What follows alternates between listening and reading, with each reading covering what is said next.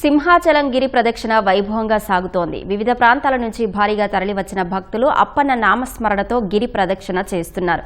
స్థానికులు భక్తులకు అల్పాహారం, తాగునీరు అందిస్తున్నారు. మరింత సమాచారం మా ప్రతినిధి కృష్ణమనాయుడు ప్రత్యక్ష ప్రసారం ద్వారా అందిస్తారు.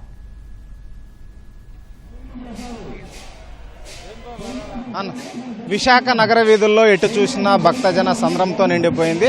సింహాచలం అప్పన్న గిరి ప్రదక్షిణకు లక్షలాది మంది భక్తులు వచ్చి గిరి ప్రదక్షిణ సాగిస్తున్నారు. తొలి పావంచి నుండి సాగుతున్నటువంటి గిరి ప్రదక్షిణ తిరిగి తొలి పావంచి దగ్గరే మురుస్తుంది. మొత్తం 32 కిలోమీటర్ల పాటు సాగేటువంటి ఈ గిరి ప్రదక్షిణకి ఉత్తరాంధ్ర జిల్లాలతో పాటు రాష్ట్రంలోని నలుమూలల నుంచి పెద్ద ఎత్తున భక్తులు వచ్చారు. ఉదయం నుండి సాగుతున్నటువంటి ఈ గిరి ప్రదక్షిణలో పెద్ద ఎత్తున భక్తులంతా పాల్గొంటున్నారు. మనతో కొంతమంది భక్తులు ఉన్నారు, వాటితో మాట్లాడదాం.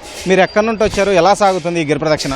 అంగరంగ వైభవంగా సాగుతుంది సార్. మేము శ్రీకాకుళం డిస్ట్రిక్ట్ పాలకొండ నుండి వచ్చాము. మేము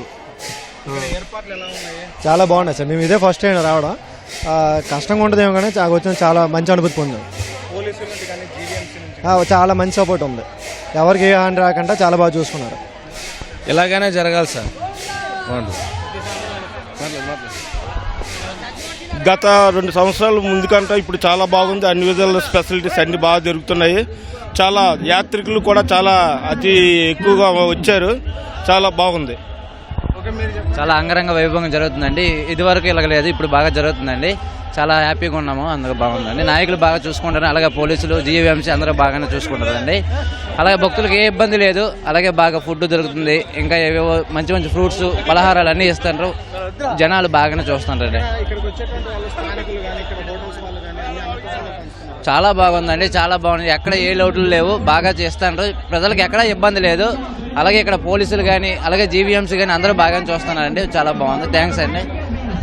సో వివిధ ప్రాంతాల నుండి వచ్చేటువంటి భక్తులందరికీ కూడా అన్ని రకాలుగా బాగా చూసుకుంటున్నామని చెప్తున్నారు. అంతేకాకుండా స్థానికంగా ఉన్నటువంటి హోటల్ యజమానులతో పాటు అసోసియేషన్ సభ్యులు కూడా, మిగిలినటువంటి బిల్డర్ అసోసియేషన్ సభ్యులు కూడా ఇక్కడికి వచ్చేటువంటి భక్తులు ఎవరైతే ఉన్నారో ఈ గిరి ప్రదక్షిణ సాగిస్తున్నారో వాళ్ళందరికీ కూడా అల్పాహారంతో పాటు వారికి కావాల్సినటువంటి అన్ని ఏర్పాట్లు కూడా చేశారు. భక్తుల్ని ప్రతి ఒక్కరిని పిలిచి కూడా వారికి కావాల్సినటువంటి తాగునీరుతో పాటు అల్పాహారాన్ని కూడా అందిస్తున్నారు. ఉత్తరాంధ్ర జిల్లాల నుండే కాక మిగిలినటువంటి పక్కనే ఉన్నటువంటి ఛత్తీస్గఢ్, ఒడిశా నుంచి కూడా పెద్ద ఎత్తున భక్తులు ఈ గిరి ప్రదక్షిణలో వచ్చి పాల్గొంటున్నారు. తెలంగాణ నుండి భక్తులు వచ్చారు. అంతేకాకుండా ఏపీఎస్ఆర్టీసీ సైతం ఇక్కడికి వచ్చేటువంటి భక్తులు ఎవరైతే గిరి ప్రదక్షిణలో పాల్గొంటున్నారో వారి కోసం ప్రత్యేకమైనటువంటి బస్సులు కూడా వేసింది. ఆ బస్సుల ద్వారా వచ్చినటువంటి భక్తులు ఎవరైతే ఉన్నారో వారంతా కూడా తొలి పావంచి దగ్గరికి చేరుకున్న తర్వాత అక్కడ కొబ్బరికాయ కొట్టి వారి యొక్క పాదయాత్రని గిరి ప్రదక్షిణ ప్రారంభిస్తున్నారు. వచ్చినటువంటి భక్తులకి ఇక్కడ ఎంవీపీ కాలనీ దగ్గర ఉన్నటువంటి చోట అయితే వారికి జల్లు స్నానాన్ని కూడా ఏర్పాటు చేశారు. సముద్రంలోకి వెళ్లకుండా ప్రత్యేకంగా జల్లు స్నానం ఏర్పాటు చేసి జల్లు స్నానం ద్వారా వారికి ఈ యొక్క కార్యక్రమాలను అయితే ముందుకు సాగే విధంగా అయితే చేస్తున్నారు. మరోవైపు ట్రాఫిక్ ని క్లియరెన్స్ చేసేందుకు కూడా డ్రోన్ టెక్నాలజీని ట్రాఫిక్ సిబ్బంది ఉపయోగిస్తున్నారు. కొన్ని చోట్ల మధ్యలపాలెంతో పాటు మిగిలినటువంటి కొన్ని చోట్ల ట్రాఫిక్ అయితే కొంతమేర ఆగింది. ఒకవైపు మాత్రమే వాహనాలని పంపిస్తుండడంతో ఉదయం నుంచి సాయంకాలం వరకు ఈ ట్రాఫిక్ అయితే సాధారణంగా ఉన్నప్పటికీ సాయంత్రం 7 గంటల తర్వాత ట్రాఫిక్ పెరిగింది. ఈ క్రమంలోనే అక్కడక్కడ కూడా వెహికల్స్ అయితే ఆగిపోయినటువంటి పరిస్థితి అయితే ఉంది. దీన్ని వెంటనే గమనించినటువంటి పోలీసులు, ట్రాఫిక్ సిబ్బంది కూడా స్థానికంగా అక్కడే ఉన్నటువంటి వాలంటీర్లు కూడా ఈ వెహికల్స్ని డైవర్ట్ చేస్తూ మరో మార్గంలో పంపించేందుకు అయితే ప్రయత్నాలు సాగిస్తున్నాయి. ఇక ఉదయం నుండి ప్రారంభమైనటువంటి ఈ గిరి ప్రదక్షిణ రేపు మధ్యాహ్నం వరకు కూడా సాగనుంది. సాయంకాలం 6 గంటల నుంచి ఎక్కువగా గిరి ప్రదక్షిణకి ఈ యొక్క భక్తులు అయితే ఎక్కువ మంది వచ్చారు. సాయంత్రం 6 తర్వాత చూసుకుంటే 1,00,000 మంది పైగా భక్తులు వచ్చారు. ఇప్పటి వరకు చూసుకుంటే 4 లక్షల మంది భక్తులు ఈ గిరి ప్రదక్షిణలో పాల్గొన్నారు. మరో 2 లక్షల నుంచి 3 లక్షల మంది భక్తులు కూడా పాల్గొనేటువంటి అవకాశం ఉంది. ఎక్కడ కూడా భక్తులు అర్ధరాత్రి సమయంలో ఈ గిరి ప్రదక్షిణ సాగించేటువంటి పరిస్థితి ఉంది. కాబట్టి ఫ్లడ్ లైట్లు కూడా ప్రత్యేకంగా జీవీఎంసీ ఏర్పాటు చేసింది.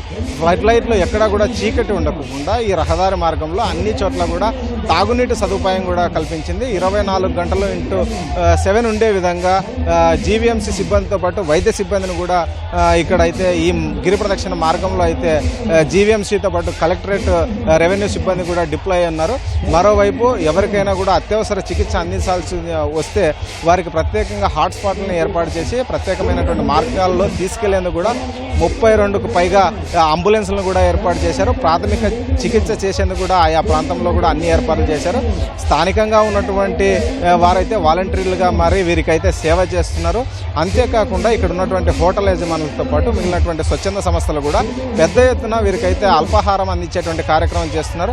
అంతేకాకుండా జ్యూసులతో పాటు మిగిలినటువంటి వారికి ఏవైతే గిరి ప్రదక్షిణలో పాల్గొనేటువంటి వారు ఉంటారో వారికి ఏవైతే అవసరం ఉంటే అవన్నీ కూడా అందించేటువంటి కార్యక్రమం అయితే చేశారు. ఓవరాల్గా చూసుకుంటే భక్తుల సందోహం అయితే కొనసాగుతుంది.